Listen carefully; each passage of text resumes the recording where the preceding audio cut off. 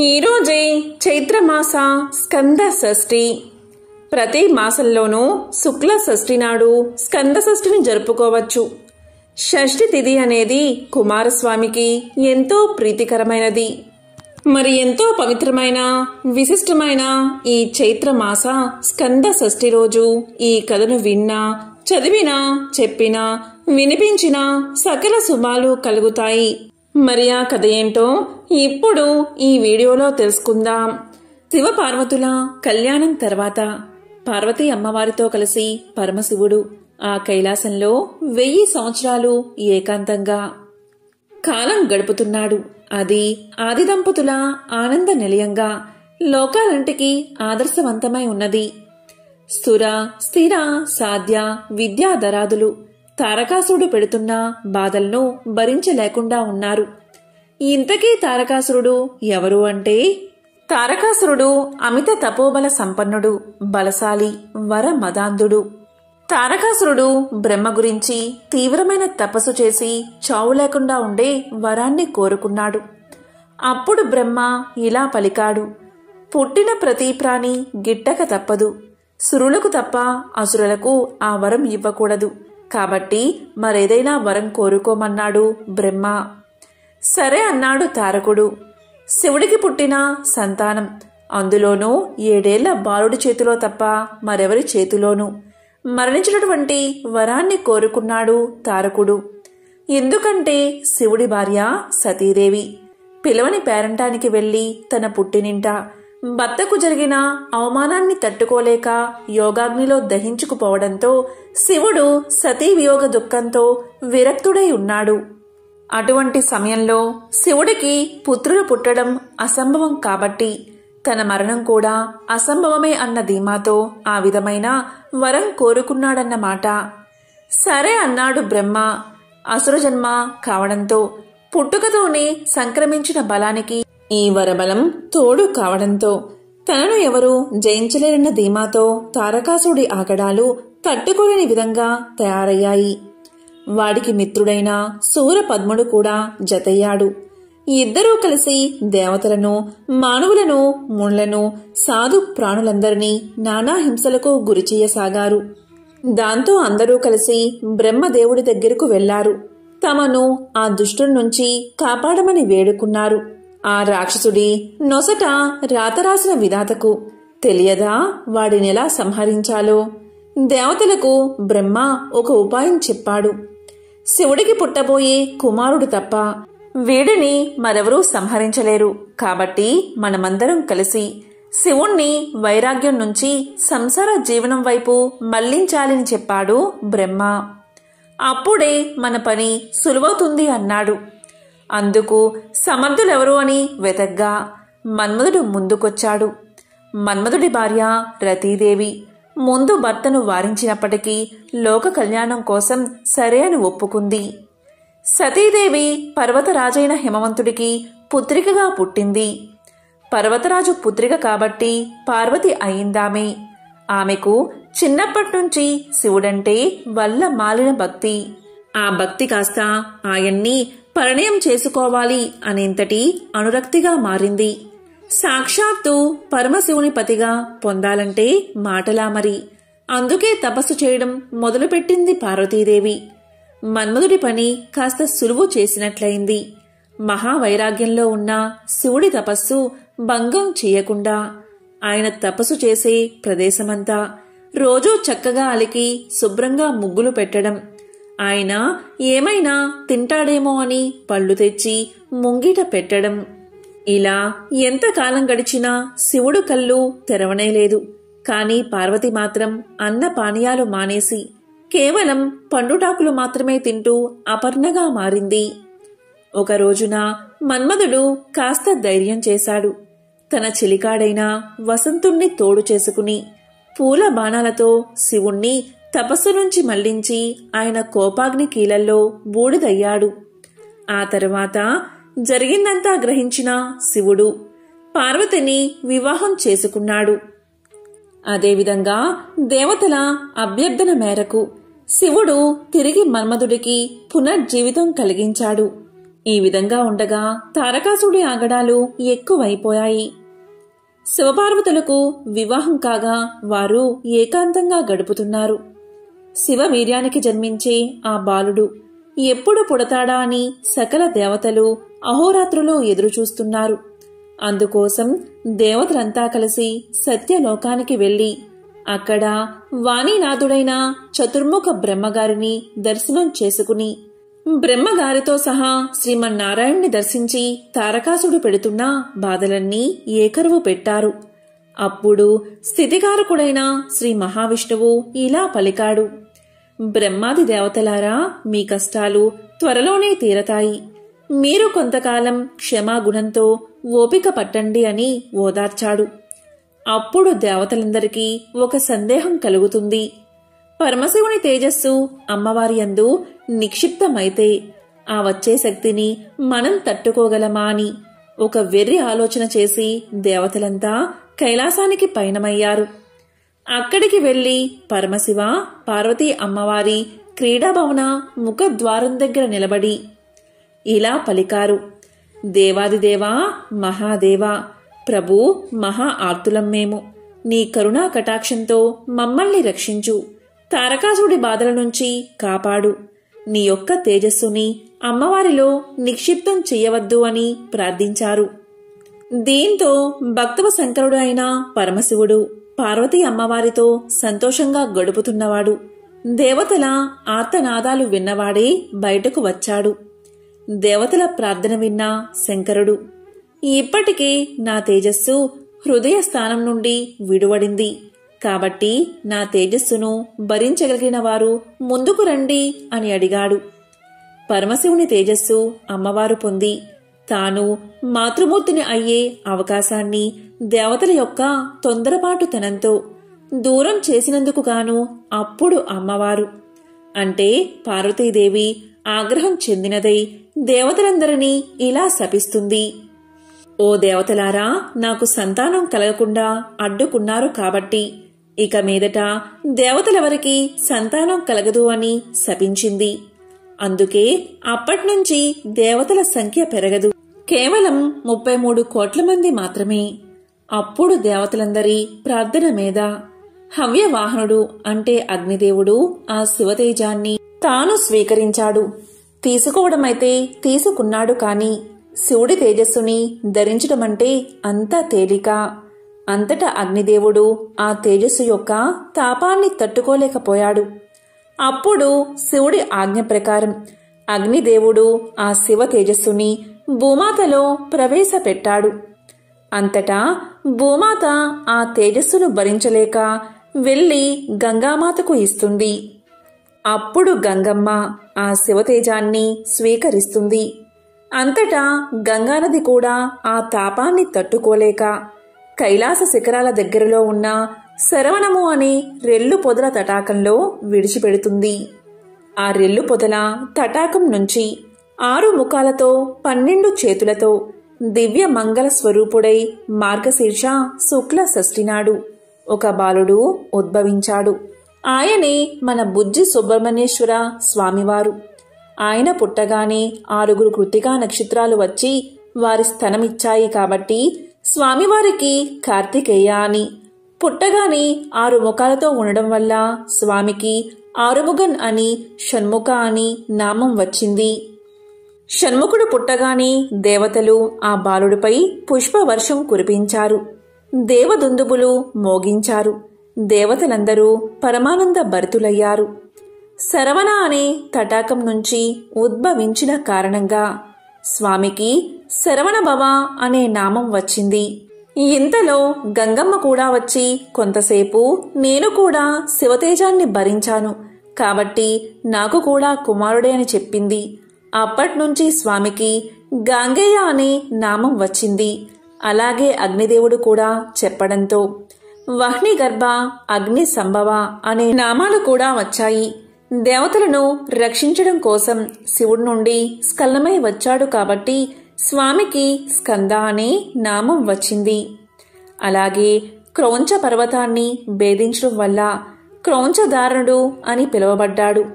తమిళనాట స్వామివారిని మురుగన్, కంద, వెట్రివేల్, వేలాయుధన్, షణ్ముగన్, ఆరుముగన్, శక్తివేల్, పళని ఆండవన్ అనే నామాలతో కొలుచుకున్న వాళ్ల యొక్క ఇష్టదైవంగా చేసుకున్నారు. ఈ విధంగా శివవీర్యం మార్గశిర శుద్ధ షష్ఠి తిథి నాడు కుమారుడిగా పరిణమించింది. ఇది కుమారస్వామి యొక్క జననం కదా. సరే, ఇంతమందికి పుత్రుడు అయ్యాడు. మరి మన జగన్మాత పార్వతీమాతకి సుబ్రహ్మణ్యుడు ఎలా పుత్రుడయ్యాడు అని అడిగితే, త్రిపుర రహస్యంలో మహత్య ఖండంలో బ్రహ్మగారి మానసపుత్రుడైన సనత్ కుమారుడే సుబ్రహ్మణ్యుడిగా వచ్చారని చెప్పబడి ఉంది. ఒకరోజు సనత్ కుమారుడు తపస్సు చేసుకుంటూ ఉండగా శివపార్వతులు ఆయన తపస్సుకు మెచ్చి ప్రత్యక్షం అవుతారు. నీకు వరాన్ని ప్రసాదిస్తాను, కోరుకోమంటాడు శివుడు. అప్పుడు అద్వైత స్థాయిలో బ్రహ్మానందం అనుభవిస్తున్న సనత్ కుమారుడు, నాకు వరం అక్కర్లేదు, ఇవ్వడానికి నువ్వొకడివి నేనొకడిని అని ఉంటేగా నువ్వు ఇచ్చేది, ఉన్నది అంతా ఒకటే కాబట్టి నాకే వరమూ అవసరం లేదు అని చెప్తాడు. అప్పుడు శంకరుడు ఆగ్రహం చెందినట్లుగా, వరమిస్తాను అంటే వద్దంటావా, శపిస్తాను అంటాడు. అప్పుడు సనత్కుమారుడు ఇలా చెబుతాడు, వరము శాపము అని మళ్ళీ రెండు ఉన్నాయా? వరమైతే సుఖము, శాపమైతే దుఃఖము అని రెండూ లేనప్పుడు నువ్వు వరమిస్తే ఏమిటి, శాపమిస్తే ఏమిటి, ఇస్తే ఇవ్వండి అని ఆయన యథావిధిగా ధ్యానంలో మునిగిపోతాడు. అప్పుడు అతని తపస్సుకు మెచ్చిన శంకరుడు, సరే నేనే నిన్ను ఒక వరం అడుగుతాను అంటే ఏమి కావాలి అని అంటాడు సనత్కుమారుడు. అప్పుడు శంకరుడు ఇలా పలుకుతాడు, మాకు పుత్రుడిగా జన్మించమని కోరతాడు. దానికి సనత్కుమారుడు శంకరుడితో ఇలా చెప్తాడు, నేను నీకు మాత్రమే కుమారుడిగా వస్తాను అని చెప్తాడు. ఇదంతా వింటున్న పార్వతీ అమ్మవారు ఇలా పలుకుతారు. ఆమె ఒక్కసారిగా ఉలిక్కిపడి, ఇదేమిటి, శంకరుడికి పుత్రుడిగా వస్తాను అనడమేమిటి, నీకు మాత్రమే అని అంటున్నావు అని అడిగితే అప్పుడు సనత్కుమారుడు ఇలా సమాధానం చెప్తాడు, శివుడు వరమడిగితే అవునన్నాను కాని కోరి కోరి మళ్లీ గర్భవాసం చేసి యోని సంభవుడిగా రానమ్మా, నన్ను క్షమించు అని చెప్తాడు. అమ్మా, నీ కోరిక తీరడానికి ఒకనాడు నీవు మోహిని అవతారంలో ఉన్నప్పుడు కైలాస పర్వత సమీపంలో జలరూపంలో నీ అవతారం ముగించావు. ఆ జలం ఎక్కడైతే ఉన్నదో అదే తటాకం నుంచి నేను ఉద్భవిస్తాను. కాబట్టి నేను కూడా నీ కుమారునే అని చెప్పి నమస్కారం చేస్తాడు. ఈ విధంగా పార్వతీదేవికి కూడా కుమారుడు అయ్యాడు. సుబ్రహ్మణ్యుడు అనే నామం ఎలా వచ్చింది అంటే, ఒకనాడు బ్రహ్మగారికి మరియు పరమశివునికి కూడా ప్రణవార్థం బోధించినవాడు కాబట్టి స్వామి సుబ్రహ్మణ్య అంటే బ్రహ్మజ్ఞాని అని పిలువబడ్డాడు. దేవతల కోరిక మేరకు పార్వతీ పరమేశ్వరులు సుబ్రహ్మణ్యుణ్ణి దేవతల సర్వ సైన్యాధ్యక్షునిగా నియమిస్తారు. అనంతరం పరమేశ్వరుడు శూలం తదితర ఆయుధాలను అనుగ్రహించగా ఆ జగన్మాత పార్వతి కుమారుణ్ణి దీవించి శక్తి అనే ఆయుధాన్ని ఇస్తుంది. ఆ తరువాత తారకాసురుడిపై యుద్ధానికి పంపుతారు. కార్యోన్ముఖుడైన సుబ్రహ్మణ్యుడు నెమలి వాహనమెక్కి 6 ముఖాలు 12 చేతులతో ఉగ్ర రూపం దాల్చి 6 చేతులతో ధనస్సులను మరో 6 చేతులతో బాణాలు ధరించి రాక్షస సేనను ఒకేసారి సంహరించాలని తలచి సర్పరూపం దాల్చి రాక్షసులను ఉక్కిరి బిక్కిరి చేసి భీకర యుద్ధంలో తారకాసురుణ్ణి సంహరిస్తాడు. ఈ విధంగా కుమారస్వామి తారకాసురుణ్ణి సంహరిస్తాడు. తారకాసుడి సోదరుడు శూరపద్ముడిపై కుమారస్వామి దండెత్తి 6 రోజుల పాటు యుద్ధాన్ని చేస్తాడు. ఈ యుద్ధంలో 6వ రోజు శూరపద్ముడు పక్షి రూపాన్ని ధరించి తలపడతాడు. అప్పుడు స్కందుడు శూలాయుధం ప్రయోగించి ఆ పక్షిని 2గా ఖండించగా, ఒకటి నెమలిగా, రెండవది కోడి పుంజుగా మారి స్వామిని శరణు వేడుకుంటాయి. దాంతో స్వామి కరుణించి నెమలిని వాహనంగా, కోడిని ధ్వజంగా చేసుకున్నారు. శ్రీవల్లి, దేవసేన అమ్మవార్లు సుబ్రహ్మణ్యుడి భార్యలు. స్వామికి వారితో వివాహం ఎలా జరిగింది అనేది ఇప్పుడు తెలుసుకుందాం. సుబ్రహ్మణ్యేశ్వర స్వామివారి వివాహం ముందుగా దేవసేన అమ్మవారితో జరిగింది. దేవసేన అరిష్టనేమి అని పిలువబడే ఒక ప్రజాపతి యొక్క కుమార్తె. ఈమెకు దైత్యసేన అనే ఒక చెల్లెలు ఉండేది. దేవసేన అందరినీ ఆకర్షించే అద్భుతమైన అందం ఆమె సొంతం. ఒక రోజున దేవసేన తన చెల్లెలు అయిన దైత్యసేనతో ఆడుకుంటూ ఉంది. ఆ సమయంలో అక్కడికి ఒక రాక్షసుడు వచ్చి దేవసేనను భయపెట్టి ఎత్తుకుపోయే ప్రయత్నం చేస్తాడు. ఆవిడ గట్టిగా కేకలు పెడుతుంది. ఆ సమయంలో ఇంద్రుడు ఐరావతం మీద వెళ్తూ ఉంటాడు. ఆయన వెంటనే తన వజ్రాయుధంతో రాక్షసుని సంహరించి అరిష్టనేమి కుమార్తె అయిన దేవసేనను రక్షిస్తాడు.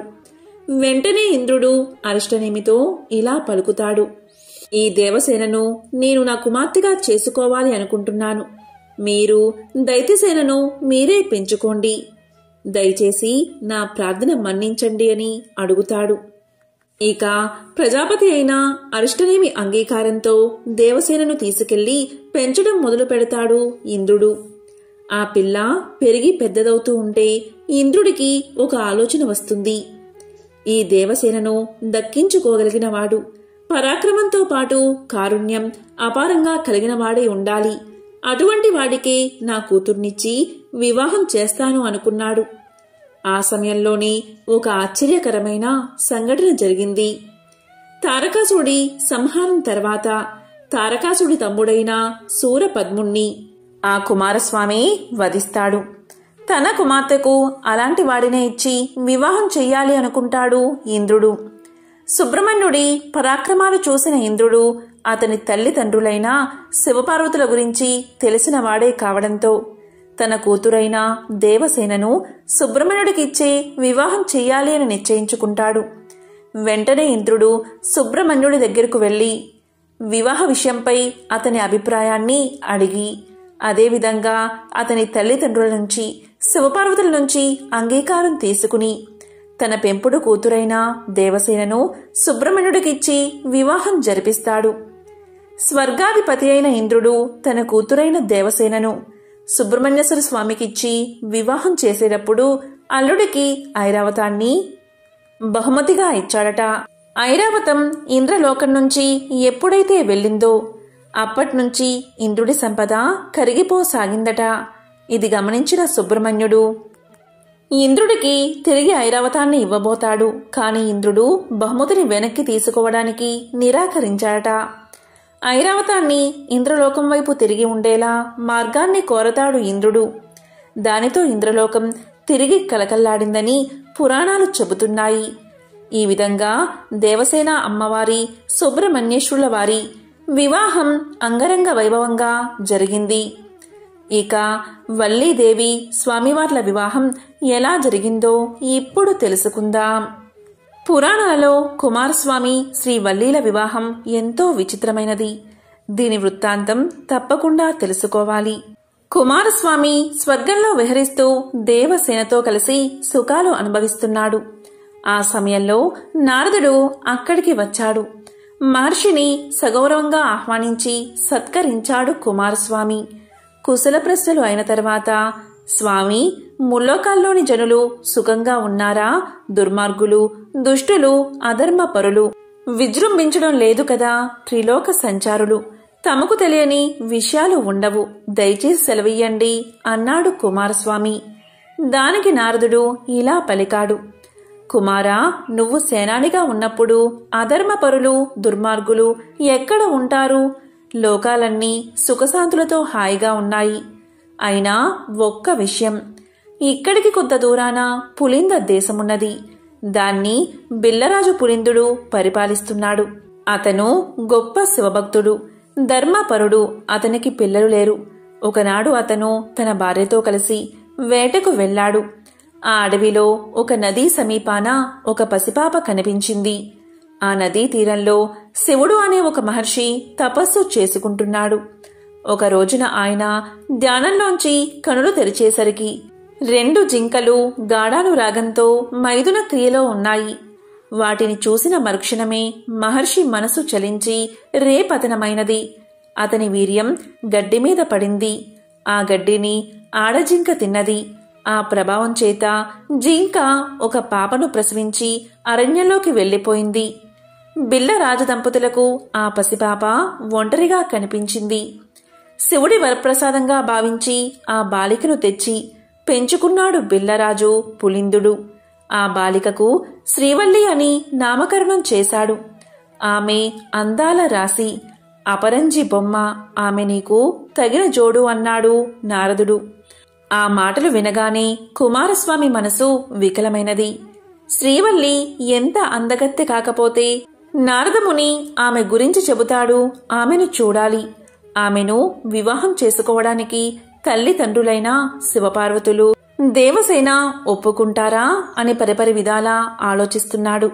నారదుడు పులింద దేశం చేరాడు. నారదుడికి బిళ్ళరాజు ఎదురు వచ్చాడు. మంచి మంచి పువ్వులు, తేనె, పళ్ళు తీసుకువచ్చి నారదుడికి పెట్టాడు. నారదుడు బిళ్ళరాజుతో, నీకొక శుభవార్త చెప్తాను. మిమ్మల్ని ఉద్ధరించడానికి పరమేశ్వరుడు ఈ పిల్లను నీకు కూతురుగా పంపాడు. ఈ వల్లీదేవిని పెళ్లి చేసుకోబోయేవాడు లోకంలో యవ్వనంలో ఉన్న ప్రతి స్త్రీ ఎవరిని భర్తగా పొందాలి అనుకుంటుందో, ఎవరు జగదంబ అందాలు పోసుకున్నవాడో, ఎవరు పరమ సౌందర్య రాశి అయిన శంకరుడి తేజాన్ని పొందినవాడో, ఎవడు గొప్ప వీరుడో, ఎవడు మహాజ్ఞానియో, ఎవడు దేవసేనాధిపతియో అటువంటి వాడే నీకు అల్లుడు కాబోతున్నాడు. నీ అదృష్టమే అదృష్టమన్నాడు నారదుడు. బిళ్ళరాజు నారదుడి మాటలు విని చాలా పొంగిపోయాడు. ఆ మాటలు విన్న శ్రీవల్లి కూడా దేవసేనాని తన్ను వివాహం చేసుకుంటాడా, ఆది దంపతులు తన్ను కోడలుగా చేసుకోవడానికి ఒప్పుకుంటారా, ఇలాంటి ఆలోచనలతో కాలం గడుపుతుంది. ఒకరోజు అనుకోకుండా కుమారస్వామి కొత్త ప్రదేశానికి వెళ్తాడు. అది పులిందపురము ఉద్యానవనం. ఆ సమయంలో రాజకుమారి చెల్లుతో కలిసి వనవిహారం చేస్తున్నది. ఆ ముగ్ధ మోహనాకారాన్ని చూశాడు కుమారస్వామి. కుమారస్వామి వనంలోకి ప్రవేశించి వల్లీదేవి వంక చూసి, బహుశా బ్రహ్మ తన సృష్టి శక్తిలోని సౌందర్యానంతా ఒకచోట రాశీభూతం చేసి ప్రాణ ప్రతిష్ఠ చేస్తే ఆమె ఈ వల్లి అయి ఉంటుంది. ఈ పిల్లతో ఒకసారి మాట్లాడాలి అనుకున్నాడు సుబ్రహ్మణ్యుడు. లతాంగి, నన్ను చేపట్టవా అని అడిగాడు. ఆవిడ ఈయన వంక చూసి, అబ్బో ఇతడు ఎంత అందగాడో అనుకుని, నారదుడు మా ఇంటికి వచ్చినప్పుడు నాకు సుబ్రహ్మణ్యుడితో వివాహం అవుతుందని చెప్పాడు. ఈ పిల్లవాడు అందగాడు కావచ్చు, కాని నా మనస్సునందు పాప పంకిలమైన భావం కలగరాదు. నేను సుబ్రహ్మణ్యుడికి చెందిన దానను. పార్వతీ పరమేశ్వరుల కుమారుడే అయి ఉంటే నా రొట్టె విరిగి నేతిలో పడినట్లే కదా అనుకుని, ఇంట్లో పెద్దవాళ్లు ఉన్నారు, ఏదైనా అడగవలసి వస్తే మా తల్లిదండ్రులను అడగాలి. అయినా కుమారస్వామి నాకు భర్త అవుతాడని నారదుడు చెప్పాడు. అందువల్ల నా మనస్సు ఆయనకే అర్పించబడింది అని సమాధానం చెప్పింది. ఆమె అలా చెప్పగానే మహానుభావుడు సుబ్రహ్మణ్యుడు ఒక్కసారి తన నిజరూపాన్ని చూపించాడు. ఆ తల్లి పొంగిపోయింది. ఇంతలో తండ్రి వచ్చి ఇంటికి తీసుకువెళ్లిపోయాడు. ఇంటికి వెళ్లిన తర్వాత ఆ పిల్ల మనసులో కుండి ఏడుస్తుంది. అయ్యో, ఎక్కడి మహానుభావుడు, నేను ఒక్క మాట నోరు తెరిచి చెప్పలేదు అని బాధపడుతూ ఉండగా చెలికత్తె ఇలా పలికింది. ఎందుకమ్మా బెంగ పెట్టుకుంటావు? ఒక ఆకు మీద ఉత్తరం రాసి నాకు ఇవ్వు, నేను పట్టుకు వెళ్లి ఆయనకు ఇస్తాను అంది. అక్కడ సుబ్రహ్మణ్యుడు పుష్పవాటికయందు ఒక సరోవరం ఒడ్డున కూర్చుని ఉన్నాడు. చెలికెత్తి వెళ్లి పత్రం చూపించింది. ఆయన చదివి వల్లీదేవి దగ్గరకు వెళ్దాము అన్నాడు. అప్పుడు చెలికత్తె, అలా వద్దు, నేను పిల్లను తీసుకువస్తాను అని చెప్పి వెళ్లి వల్లీదేవిని తీసుకువచ్చింది. వారిద్దరూ మాట్లాడుకుంటూ కూర్చున్నారు. ఈలోగా తెల్లారిపోయింది. పిల్ల కనబడలేదని అందరూ వెతుకుతూ సరోవరం ఒడ్డు దగ్గరకు రాగా ఇద్దరూ కనబడ్డారు. బిళ్ళ నాయకుడికి ఆ యువకుడు సుబ్రహ్మణ్యుడు అని తెలియదు. సుబ్రహ్మణ్యుడు కూడా వేటగాని వేషంలో ఉన్నాడు. వెంటనే ఆగ్రహంతో తన పరివారంతో ఆయన మీద బాణాలు ప్రయోగించాడు బిళ్ళ నాయకుడు. అప్పుడు సుబ్రహ్మణ్యుడు పీలగా నవ్వుతూ వాటన్నిటినీ స్వీకరించి వల్లీదేవి వంక చూసి వారి మీద సమ్మోహనాస్త్రాన్ని ప్రయోగించాడు. అందరూ కిందపడి స్పృహ తప్పిపోయారు. అప్పుడు వల్లీదేవి తన వాళ్ళందరూ పడిపోయారని ఏడ్చింది. అప్పుడు స్వామివారు అనుగ్రహించేసరికి మరలా వారందరికీ స్పృహ వచ్చి లేచారు. వారు లేచి చూసేసరికి శూలం పట్టుకుని నెమలి వాహనం మీద వల్లీదేవితో కలిసి కూర్చున్న సుబ్రహ్మణ్యుడు సాక్షాత్కరించాడు. ఆ బిల్లులందరూ నేలమీద పడి సుబ్రహ్మణ్యుడికి సాష్టాంగ నమస్కారం చేసి పొంగిపోయారు. నారదుడు దేవసేనతో పార్వతీ పరమేశ్వరులతో అక్కడకు వచ్చాడు. నేనెంత భాగ్యవంతురాలినో కదా అనుకుని వల్లీదేవి పార్వతీ పరమేశ్వరులకు నమస్కారం చేసింది. అప్పుడు సంతోషంగా పార్వతీ పరమేశ్వరులతో దేవసేనతో కలిసి ఏ అరమరికలు లేకుండా ఆనాటి నుంచి ఈనాటి వరకు భక్తుల కోర్కెలు అనుగ్రహించడానికి సుబ్రహ్మణ్య స్వామివారు తిరుత్తనియందు వెలసి ఉన్నారు. సుబ్రహ్మణ్యుణ్ణి పూజిస్తే మన పాపాలన్నీ దగ్ధం అయిపోతాయి, వంశాభివృద్ధి కలుగుతుంది. ఇది శ్రీ సుబ్రహ్మణ్యేశ్వర స్వామివారి యొక్క వివాహ కథ. సంతానం కోరుకునేవారు సుబ్రహ్మణ్యేశ్వరుణ్ణి పూజించాలి. ఎవరైతే ఈ సుబ్రహ్మణ్య షష్ఠి రోజు సుబ్రహ్మణ్యుడి కథ విన్నవారికి లేక చదివిన వారికి జన్మల పాపాలు తొలగి కోటి జన్మల పుణ్యం వస్తుంది, సకల శుభాలు కలుగుతాయి. సుబ్రహ్మణ్య షష్ఠి రోజు వల్లి దేవసేన సమేతంగా ఉన్న స్వామివారి ఆలయాన్ని దర్శించుకుంటే సంతానానికి సంబంధించిన ఇబ్బందులు తొలగిపోతాయి. సుబ్రహ్మణ్య స్వామికి అభిషేకం చేయించిన, అష్టకం చదువుకున్న కష్టాలు తీరి స్వామివారి అనుగ్రహం లభిస్తుంది. నాగుల చవితి నాగ పంచమి రోజు పుట్టలో పాలు పోయలేకపోయినవారు సుబ్రహ్మణ్య షష్ఠి రోజు పుట్టలో పాలు పోసి నువ్వులు బెల్లంతో చేసిన చిమ్మిలి, బియ్య పిండితో చేసిన చలిమిడి నైవేద్యంగా సమర్పిస్తే అన్ని శుభాలే జరుగుతాయి. మంచి సంతానం కలగాలి అన్నా, ఆర్థిక సమస్యలు తీరాలి అన్నా, కోర్టు లావాదేవీల్లో విజయం సాధించాలి అన్నా, విద్యార్థులకు మందబుద్ధి తొలగి జ్ఞానం రావాలి అంటే సుబ్రహ్మణ్యేశ్వర స్వామి ఆరాధనే మంచి పరిష్కారం. షష్ఠి రోజున భక్తులు తెల్లవారే లేచి తలంటు స్నానం చేసి పాలు పంచదారతో నిండిన కావిడ ధరించి సుబ్రహ్మణ్యుడికి సమర్పిస్తారు. ఈ కావడిలోని వస్తువులు భక్తుల మొక్కులు బట్టి ఉంటాయి. ఈ ఆచారం తమిళనాడులో విశేషంగా ఆచరణలో ఉన్నది. సుబ్రహ్మణ్య ప్రతిష్ఠ చేసిన వారికి సంతానం కలుగుతుందని పండితులు చెబుతారు. ఈ రోజు ఉపవాసముండి సర్ప మంత్రాన్ని నిష్ఠగా జపిస్తే మళ్లీ సంవత్సరం వరకు గొప్ప శక్తితో అది పనిచేస్తూ ఉంటుందని పెద్దల మాట. మరి దానికి సంబంధించిన కథను ఇప్పుడు తెలుసుకుందాం. సుబ్రహ్మణ్య స్వామివారి యొక్క గొప్ప శిష్యుల్లో అగస్త్య మహాముని ఒకడు. అగస్త్య మహాముని స్వామివారి దగ్గర నుంచి సకల జ్ఞానాన్ని పొందాడు. అగస్త్య మహర్షికి ద్రవిడ వ్యాకరణం సుబ్రహ్మణ్య స్వామివారే నేర్పారు. పూర్వం దేవదానవ యుద్ధంలో చాలామంది దానవులు నిహతులైపోయారు. కాని అందులో ఇడుంబున్ అనే ఒక రాక్షసుడు మాత్రం అగస్త్యుడి పాదాలు పట్టుకున్నాడు. అప్పుడు అగస్త్యుడు సంతోషించి వేడిలో మిగిలిపోయిన కొద్ది రాక్షస భావాలు తొలగించాలి అనుకున్నాడు. సాధారణంగా ఎవరైనా పెద్దలు తన వల్ల కాని పని గురువుకు అప్పచెప్పుతారు. వీడు రాక్షసుడు కదా అని సంహరించడం కాదు, వీడిలో ఉన్న అసురీ గుణాలు తీసేయాలి అని ఆలోచించి లోకంలో ఆది గురువు దక్షిణామూర్తి శంకరుడు ఉండేది కైలాసంలో కదా, అందుకని ముందు అక్కడికి పంపిద్దాము అనుకుని ఇడుంబుణ్ణి పిలిచి, ఒరేయ్, నేను కైలాసం నుండి 2 కొండలు తెద్దామని చాలా కాలం నుంచి అనుకుంటున్నాను. వాటిని శివగిరి, శక్తిగిరి అంటారు. నువ్వు వెళ్లి ఆ 2 కొండలను ఒక కావిడిలో పెట్టుకుని నేను ఉన్న చోటికి తీసుకురా అని ఆజ్ఞాపించాడు. సరే ఇడంబుడు వంట్లో ఓపికంది కదా, కైలాసం వెళ్లి ఆ 2 కొండలను తన కావిడిలో పెట్టుకుని బయలుదేరతాడు. అప్పుడు శంకరుడు అనుకుంటాడు, ఈ రాక్షసుడి అసురీతత్వం పోగొట్టడం జ్ఞానరాశి అయినటువంటి మా సుబ్రహ్మణ్యుడు చేస్తాడులే అనుకుని ఇడంబుణ్ణి వెళ్లనిస్తాడు. ఇక్కడ స్వామి పళని కొండ మీద చిన్న పిల్లవాడిగా ఉన్నాడు. ఇడంబుడు దారిలో వస్తూ ఉండగా సరిగ్గా పళని దగ్గరికి వచ్చేసరికి ఆ కొండలు మొయ్యలేక ఆయాసం వచ్చి కాసేపు కింద పెట్టి సేద తీరాడు ఇడుంబుడు. మళ్లీ కావిడి ఎత్తుకుందామని కిందకి వంగి కావిడి బద్ద భుజం మీద పెట్టుకుని లేచి నిలబడి 2 వైపులా బరువు సమానంగా ఉండేలా సర్దుదామని చూస్తే ఒకవైపు ఎక్కువ బరువు, ఇంకోవైపు తేలిక అవుతోంది కాని సమానంగా ఎంతసేపటికి కుదరట్లేదు. ఇంకా విసుగొచ్చి ఏమిటిరా ఈ కావిడి అనుకుని అలా పైకి చూస్తాడు ఇడుంబుడు.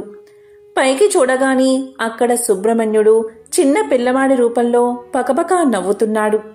ఇది చూసి ఇడుంబుడికి కోపం వచ్చేసింది. ఇదే రాక్షస ప్రవృత్తి అంటే. ఏదో చిన్నపిల్లవాడు నవ్వుతున్నాడులే అనుకోవచ్చు కదా.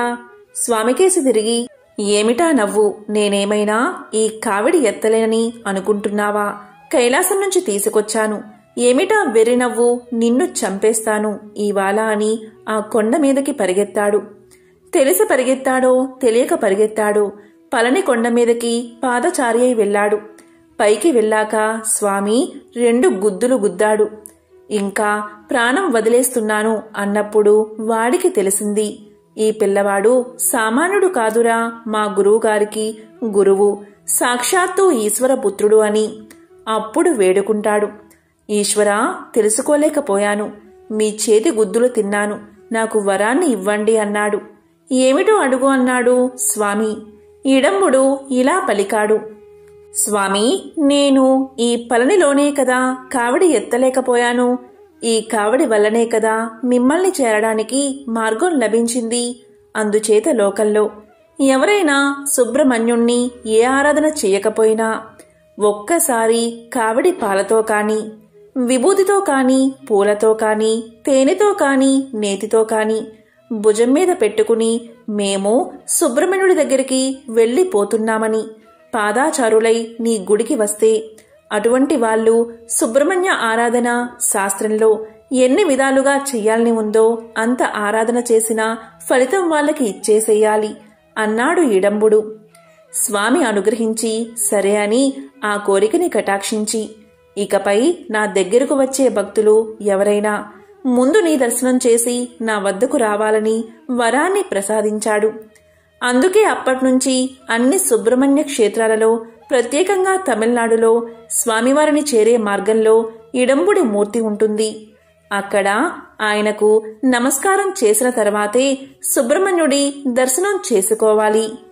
తమిళులు సుబ్రహ్మణ్యుడికి కావిళ్లు ఎత్తి సుబ్రహ్మణ్యుణ్ణి దర్శనం చేసుకుంటారు.